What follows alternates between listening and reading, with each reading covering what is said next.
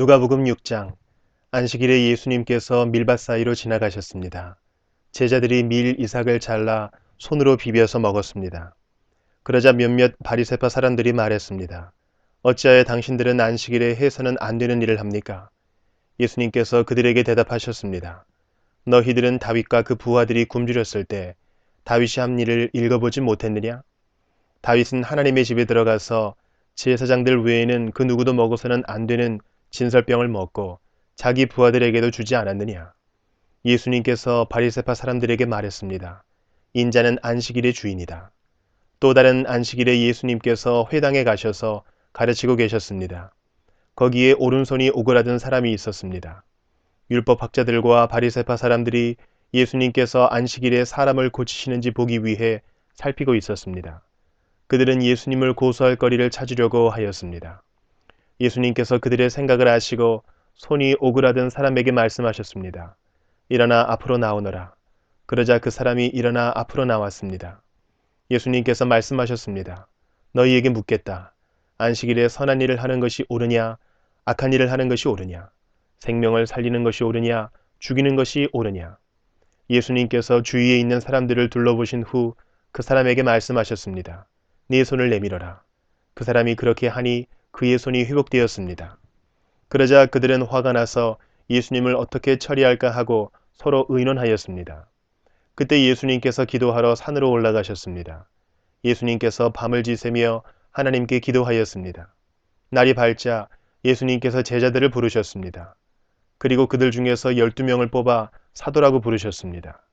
이들은 예수님께서 베드로라는 이름을 지어주신 시몬과 그의 동생 안드레, 그리고 야고보와 요한, 그리고 빌립과 바돌로메, 그리고 마테와 도마, 알페오의 아들 야고보와 열심파라고 불리는 시몬, 야고보의 아들 유다와 배반자가 된 가룟 유다였습니다. 예수님께서 제자들과 함께 산에서 내려와 평지에서 계셨습니다. 거기에는 제자들이 많이 있었고 온 유대와 예루살렘과 두로와 시돈 해안 지방에서 온 사람들도 많이 있었습니다. 그들은 예수님의 말씀도 듣고 자신들의 병도 치료받으려고 왔습니다. 더러운 귀신으로 고생하는 사람들이 다 나았습니다. 사람들은 예수님을 만져보려고 애썼습니다. 그것은 능력이 예수님에게서 나와 그들을 모두 낫게 하였기 때문입니다.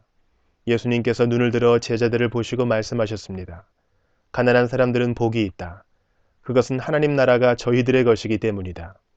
지금 굶주린 사람들은 복이 있다. 그것은 너희가 배부르게 될 것이기 때문이다. 지금 우는 사람들은 복이 있다. 그것은 너희가 웃게 될 것이기 때문이다. 인자 때문에 사람들이 너희를 미워하고 너희를 배척하고 욕하고 누명을 씌울 때 너희에게 복이 있다. 그날에 기뻐하고 뛰어놀아라. 이는 하늘에서 너희의 상이 크기 때문이다. 그들의 조상들도 예언자들을 그렇게 대하였다. 그러나 너희 부자들은 화가 있다. 너희는 이미 위로를 다 받았다. 지금 배부른 너희들은 화가 있다. 너희가 굶주리게 될 것이다. 지금 웃는 사람들은 화가 있다. 너희가 슬퍼하며 울게 될 것이다.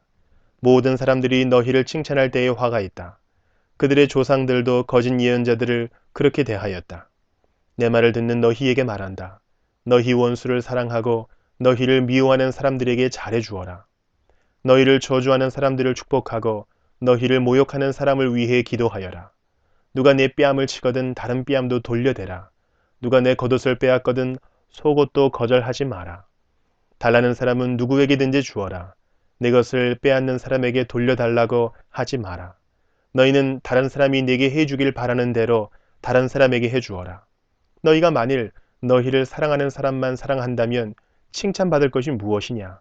죄인들도 자기를 사랑해주는 사람은 사랑한다. 너희가 만일 너희에게 잘해주는 사람에게만 잘해준다면 칭찬받을 것이 무엇이냐? 죄인들도 그렇게는 한다. 너희가 만일 되돌려 받을 수 있겠다고 생각하는 사람에게 꾸어준다면 칭찬받을 것이 무엇이냐? 죄인들도 그대로 돌려받을 생각으로 죄인들에게 꾸어준다. 너희는 원수를 사랑하고 좋게 대하며 되돌려 받을 생각을 하지 말고 꾸어주어라. 그러면 너희의 상이 클 것이고 가장 높으신 분의 아들이 될 것이다. 이는 하나님께서는 은혜를 모르는 사람과 악한 사람에게도 자비로우시기 때문이다.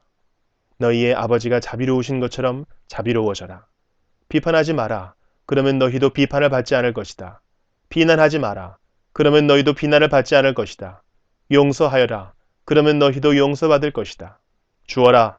그러면 너희에게도 주어질 것이다. 되를 누르고 흔들어 넘치도록 재어서 너희의 품에 안겨주실 것이다. 너희가 남에게 줄 때에 잰 분량만큼 너희가 도로 받을 것이다. 그리고 예수님께서 이런 비유를 그들에게 말씀하셨습니다. 보지 못하는 자가 보지 못하는 자를 안내할 수 있느냐? 둘 다 구덩이에 빠지지 않겠느냐? 학생이 선생보다 더 나을 수 없다. 그러나 누구든지 다 배우고 나면 선생과 같아질 것이다. 어찌하여 너는 형제의 눈에 있는 작은 티는 보면서 네 눈 속에 있는 큰 통나무는 보지 못하느냐? 내가 자신의 눈 속에 있는 큰 통나무는 보지 못하면서 어떻게 형제에게 형제여 내 눈 속의 티를 빼어주마 라고 말할 수 있느냐? 위선자여 우선 내 눈 속에 있는 통나무나 빼내라. 그런 다음에야 내 눈이 잘 보여서 형제의 눈 속에 있는 티를 뺄 수 있을 것이다. 좋은 나무가 나쁜 열매를 맺을 수 없고 또 나쁜 나무가 좋은 열매를 맺을 수 없다. 나무마다 그 열매로 안다. 가시나무에서 무화과를 얻을 수 없고 가시덤불에서 포도를 딸 수 없다. 선한 사람은 그 마음속에 선한 것을 쌓았다가 선한 것을 내고 악한 사람은 그 마음속에 악한 것을 쌓았다가 악한 것을 낸다. 왜냐하면 사람은 그의 마음속에 쌓여 있는 것을 말하기 때문이다. 너희는 나에게 주여 주여 하면서 왜 내가 말한 것은 행하지 않느냐? 누구든지 내게 와서 내 말을 듣고 그대로 하는 사람이 어떠한 사람과 같은지 너희에게 보여주겠다. 그는 땅을 깊이 파고 바위 위에 기초를 놓고 집을 짓는 사람과 같다. 홍수가 나서 물이 세차게 들이치나 그 집을 넘어뜨릴 수 없다. 그것은 집이 잘 지어졌기 때문이다. 그러나 내 말을 듣고도 그대로 행하지 않는 사람은 기초 없이 땅 위에 집을 지은 사람과 같다. 물이 들이치자 그 집이 즉시 무너졌고 피해가 컸다.